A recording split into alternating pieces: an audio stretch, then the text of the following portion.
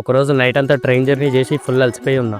ఇంటికి వెళ్ళడానికి auto book చేసుకుందామంటే ఒక్కడు కూడా యాక్సెప్ట్ చేస్తలేడు. సర్లే ఇక ఎట్లయినా ఓపిక లేదని ఒక 20 రూపీస్ యాడ్ ఆన్ చేస్తే ఒక ఆటో బుక్ అయింది. బుక్ చేయగానే రావడం అయితే తొందరగా వచ్చాడు. నేను ఆటో ఎక్కినాక వాడు చాయ్ షాప్కి పోయి 2 మినిట్స్ అయినాక వచ్చాడు. తమ్ముడు ఒక ఉస్మానియా బిస్కెట్. సర్లే అని ఫస్ట్ టైంకి లైట్ తీసుకున్నా. సెకండ్ టైం ఇంకొంచెం దూరం వెళ్ళినాక పెట్రోల్ పంప్ దగ్గర ఆపుకొని పెట్రోల్ కొట్టించుకోండు. ఆ సౌకమారో నేను ఎక్కినప్పుడే కొట్టేయాలా ఇది. సర్లే ఆటోలో పెట్రోల్ అయిపోయిందేమోలే అనుకుని లైట్ తీసుకున్నాం. థర్డ్ టైం గాలి కొట్టించాడు. దానికి 5 మినిట్స్ లైన్ మళ్ళీ. ఫోర్త్ టైం అమ్మయ్య ఇంక ఇప్పుడు వెళ్తాడులే అనుకుంటే ఈ ఆటోడు మా ఇంటికి ఎప్పుడు వెళ్ళే రోడ్లో కాకుండా వేరే రోడ్లో తీసుకెళ్తున్నాడు. అదేందన్నా ఇక్కడి నుంచి తీసుకుపోతున్నావు, అక్కడి నుంచి దగ్గర అవుతుంది కదా అని అడిగితే వాడు చెప్పే విధానం ఇది. ఆ రోడ్ జామ్ అయింది, పోలేము అక్కడి నుంచి.